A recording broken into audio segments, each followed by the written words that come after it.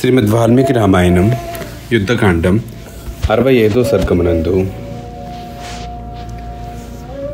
రావణుడు కుంభకర్ణుని ప్రశంసించుచు యుద్ధమునకు పంపగా అతడు ససైన్యముగా సమరభూమికి చేరుట గురించి వివరింపబడినది. మహోదరుడు ఈ విధముగా పలుకగా కుంభకర్ణుడు అతన్ని మందలించెను. పిదప అతడు రాక్షసులకు రాజు తనకు అన్నయు అయిన రావణునితో ఇట్లు పలికెను. అన్నా, నేను దురాత్ముడైన ఆ రాముని నేడే వధించి తీవ్రమైన నీ భయమును తుడిచివేసెదను. ఇక నీవు శత్రువులు లేనివాడవై హాయిగా నుండుము. జలములు లేని మేఘముల వలె సూర్యులు వృధాగా గర్జింపరు. నేను యుద్ధమున నా పరాక్రమం కొలది పోరాడుచు నేనొనర్చడి గర్జన్ను ఇక నీవే వినదవుగాక. శత్రువులు తమకు మొనర్చడి అవమానమును శూరులు సహింపరు, తమ్ము తాము పౌడుకొనరు. వారు తమ పరాక్రమము గూర్చి ఏమాత్రమూ ప్రస్తావింపక అసాధ్యములైన పనులను కూడా చేయుచుండుదురు.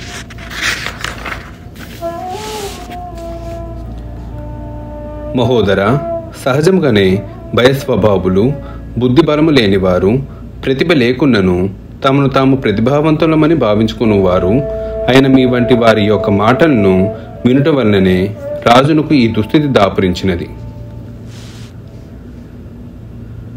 యుద్ధ బీరువులు రాజు యొక్క ప్రాపకమును పొందుటకై ఇచ్చకపు మాటల్లో ఆడుచుండుదురు. ఎల్లప్పుడూ రాజు చెప్పిన దానికి తలూపుచుండుదురు. మీ వంటి వారి సూచనల వల్లనే అట్టి యుద్ధ ప్రమాదమును తెచ్చిపెట్టడి సీతాపహరణ కృత్యము సంభవించినది. మహోదర, నిజముగా నీవు రాజునకు మిత్రుని రూపంలోనున్న శత్రుడవు. నీ వంటి వారు రాజునకు అతి సన్నిహితులు అవుట వలననే ఈనాడు లంకలోని వీరులందరూ హతులైపోగా రాజు ఒంటరివాడైనాడు. కోశాగారము క్షీణించినది, సైనిక బలము సన్నగిల్లినవి.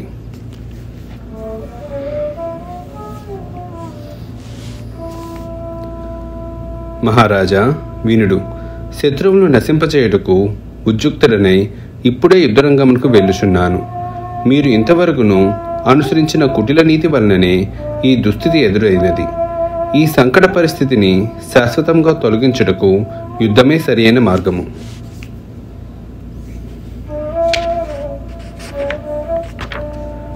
దీశాలి అయిన కుంభకర్ణుడు ఇట్లు పలికిన పిమ్మట ఆ రాక్షసరాజు నవ్వుచు అతనితో ఇట్లనెను.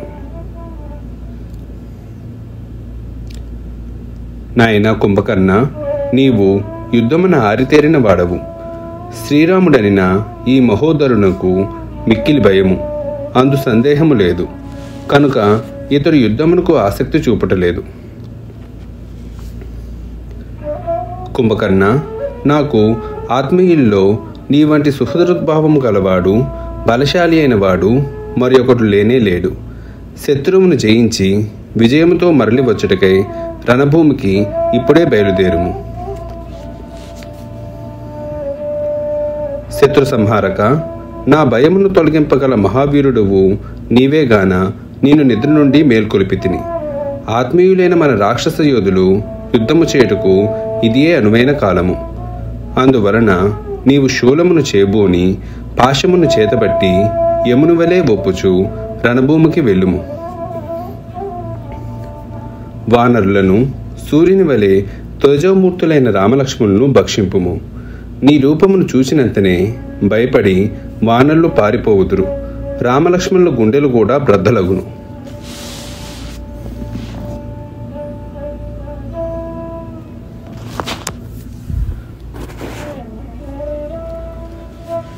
రాక్షస శ్రేష్ఠుడైన రావణుడు మహాబలశాలి అయిన కుంభకర్ణితో ఇట్లు పలికిన పిమ్మట తాను పునర్జన్మ పొందినట్లు తలంచెను. ఆ రాక్షసరాజు కుంభకర్ణుని బలమును బావుగా ఎరిగినవాడు. అంతేకాదు, యుద్ధమున అతడు పరాక్రమించుటను స్వయంగా చూచినవాడు. కనుక అతడు రామలక్ష్మణును తప్పక జయింపగలడని దృఢముగా విశ్వసించెను. ఆ కారణమున అతడు పరమ సంతోషముతో నిర్మలమైన చంద్రుని వలె భాసిల్లెను. రావణుని పలుకులను విన్న పిమ్మట మిక్కిలి బలాజుడగు కుంభకర్ణుడు ఎంతయో సంతుష్టుడై బయలుదేరుటకు సిద్ధమయ్యెను. పిమ్మట కుంభకర్ణుడు రాజాజ్ఞ మేరకు శత్రువులను క్షణములో పరిమార్చగల వాడియైన శూలమును చేతబట్టి సర్వసన్నద్ధుడయ్యెను. అతని శూలము పూర్తిగా నల్లని ఇనుముతో నిర్మితమై పుటము పెట్టిన బంగారముతో అలంకృతమై మిరుమిట్లు గొలుపుచుండెను. ఇంద్రుని వజ్రాయుధము వలె భీకరమైనది, ప్రసిద్ధికెక్కినది. దేవదానములను యక్షగంధర్వ కిన్నెరలను హతమనొచ్చునట్టిది. ఎర్రని మాలలతో అలంకృతమైనది, మిగుల తేజోస్వంతమైనది. సహజముగానే అగ్నికరములను విరుజింబుచుండునది. శత్రువుల రక్తమును చవి చూసిన వాడియగు అట్టి శూలమును గ్రహించి కుంభకర్ణుడు రావణునితో ఇట్లనెను: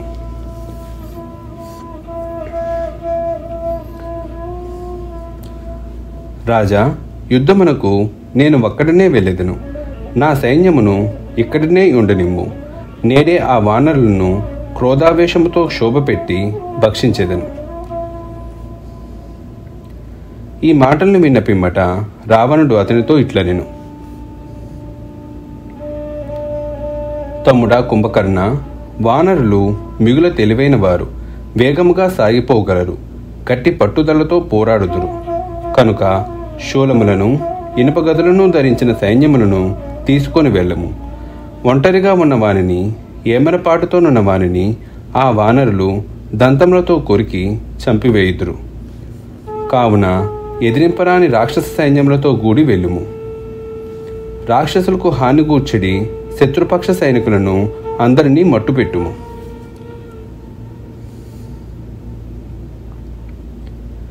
పిమ్మట మహా తేజస్వి అయిన రావణుడు తన ఆసనం నుండి లేచి మనులతో కూర్చున్న బంగారు హారమును కుంభకర్ణుని మెడలో అలంకరించెను. ఇంకను అతడు మేలైన భుజకీర్తులను, ఉంగరములను, ఇతరాభరణములను, చంద్రుని వలె ఆహ్లాదకరమైన హారమును మహాకాయుడైన కుంభకర్ణునకు స్వయంగా అలంకరించెను.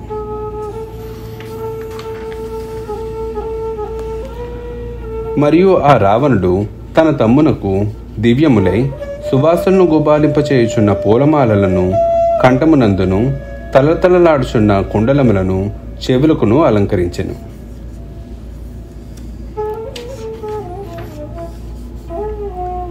పెద్ద పెద్ద చెవులు కల కుంభకర్ణుడు బంగారు కేయూరములను, దండకడియములను, ఇంకను తదితర సువర్ణాభరణములను ధరించి ఆజ్యాది ఆహుతులను స్వీకరించిన అగ్నివలే తేజరిల్లెను.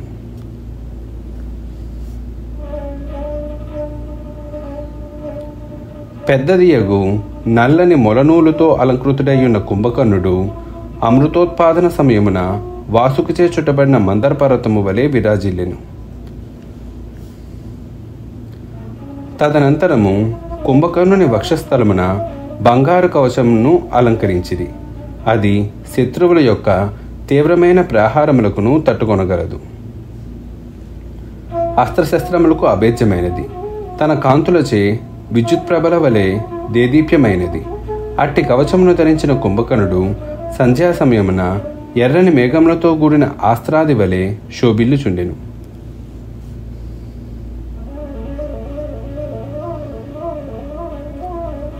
సర్వాంగముల యందును వివిధములకు ఆభరణములు ధరించినవాడు, శూలమును చేతబట్టినవాడు అగు ఆ రాక్షసుడు త్రివిక్రమ అవతారమున తన పాద విన్యాసములతో అంతరిక్షాదులను ఆక్రమించుటకు ఉత్సాహితుడయ్యున్న శ్రీమన్నారాయణు వలె బాసిల్లెను.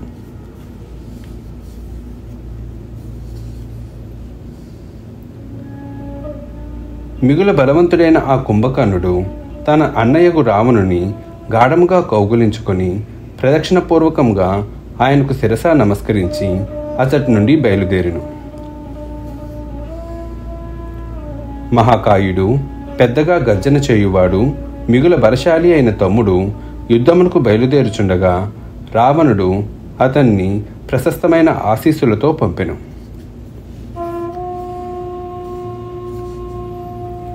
ఆ సమయమున శ్రేష్టములైన ఆయుధములను ధరించి శంఖారావములను దుందుబి ధ్వనులను కావించుచున్న సైనికులతోడను గజాశ్వ బలములతోడను మేఘగర్జనల వంటి చక్రపటంచుల ధ్వనులు గల రథములతోడను కూడియున్న రధికులు మహాయోధుడు మహాకాయుడు అయిన కుంభకర్ణుని అనుసరించిరి. కొందరు రాక్షస సైనికులు సర్పములను, ఒంటెలను, గాడిదలను, అశ్వములను, సింహములను, ఏనుగులను, క్రూర మృగములను, హంసలు మునగు పక్షులను ఎక్కి మహాబలుడు భీకరుడు అయిన కుంభకర్ణుని వెంట నడిచిరి.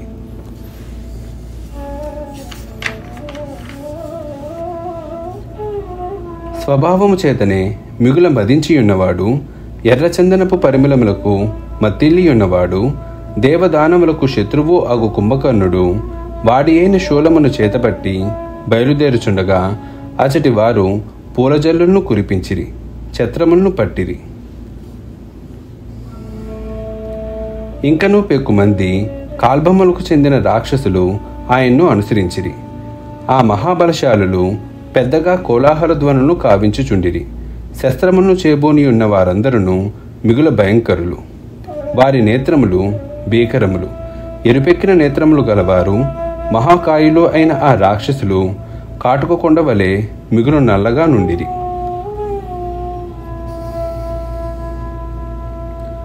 వారు నిశితములైన శూలములను, ఖడ్గములను, గండగొడ్డళ్లను, కొన్ని బారల పొడవు గల ఇనుపకట్ల గుదియలను, గదలను, రోకలి బండలను, దూరమునకు విసిరివేయబడినవి బలమైనవి అగు పెద్ద పెద్ద తాటిమరాలను పైకెత్తి పట్టుకొని ఆ కుంభకర్ణుని అనుగమించిరి.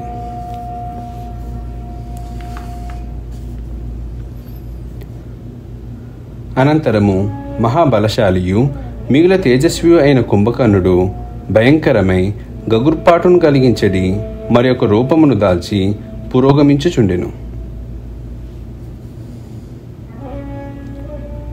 అప్పుడు అతని శరీరము 100 బారల లావు, 600 బారల ఎత్తు కలిగి ఉండెను.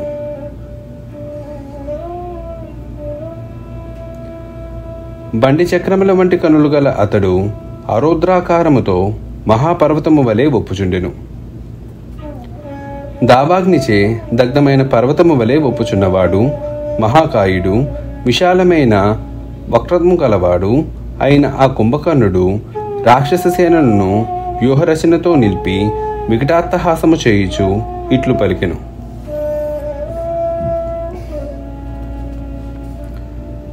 రాక్షసులారా, నేడు నేను వీరావేశముతో ఆ ప్రముఖ వానర యోధులను పన్నుగడతో రణభూమి యందు వేర్వేరుగానున్న వారి సైన్య సమూహములను అగ్ని మిడుతులను వలె దహించివేయుదును. ఈ వానరులు వనముల్లో సంచరించేవారు. వారు ప్రత్యక్షముగా నాకు ఎట్టి అపరాధము చేయలేదు. వారు మన వంటి నగరవాసుల యొక్క విహారవనములకు ఆభరణములుగా నుండుదురు.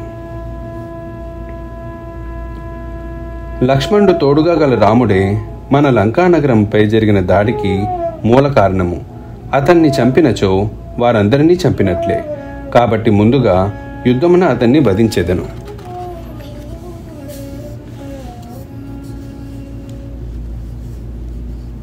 కుంభకర్ణుడు ఇట్లు పలుకుచుండగా రాక్షసులు సముద్రమును కల్లోలపరుచుచున్నట్లు ఘోర గర్జనలు గావించిరి.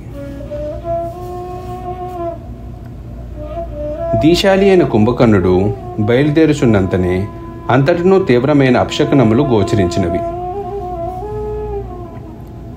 ఉల్కలతో మెరుపులతో ఒప్పుచు ఎరుపెక్కిన మేఘములు కంచెరగాడిదల వలె భాసిల్లెను. సముద్రములతో అడవులతో కూడిన భూమి అంతయు కంపించెను. ముఖముల నుండి నిప్పులు క్రక్కుచు వికృతాకారము గల నక్కలు ఘోరముగా అరిచినవి. పక్షులు అపసవ్యముగా మండలాకారములో తిరిగినవి. గ్రద్దలు ఆకాశమున పంక్తులు తీరుచు వరుసగా ముందుకు సాగినవి. కుంభకర్ణుని ఎడమ కన్ను ఎడమ భుజము అదిరినవి. పెద్దగా ధ్వనించుచు జ్వాలలతో కూడిన ఉల్కలు నేలరాలినవి. సూర్యకాంతులు మసకబారినవి. గాలులు హాయిని గొలుపుటలేదు.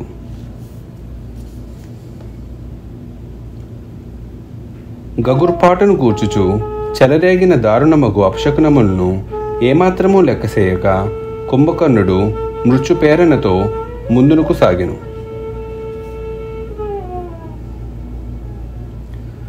పర్వతము వలె మహాకాయుడైన కుంభకర్ణుడు నగర ప్రాకారమును లంఘించి ఆకాశమున వ్యాపించిన మేఘముల వలె అద్భుతముగా ఒప్పుచున్న వానర సైన్యమును చూచెను. అంతట వానరులు పర్వతాకారుడైన ఆ రాక్షస శ్రేష్ఠును చూచి వాయువుచే నెట్టివేయబడిన మేఘముల వలె నలుదిక్కులకును చెల్లా చెదురైపోయిరి. అట్లు చెదిరిపోయిన మేఘజాలము వలె నలుదిశలకు పారిపోవుచున్న అత్యంత ప్రచండమైన వానర సైన్యమును చూచి ఆ కుంభకర్ణుడు సంతోషముతో మహామేఘము వలె మరలా గర్జించెను.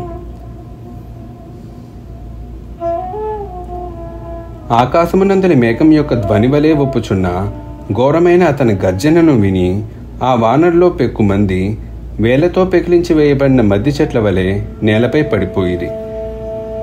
ప్రబలమైన పరిగను చేతబట్టి శత్రువులను సంహరించుటకై బయలుదేరిన కుంభకర్ణుడు ప్రళయకాలమునందు దండమును చేబూనిన యముని వలె ఒప్పుచు వానర సేనలకు మిక్కిలి దడ పుట్టించెను.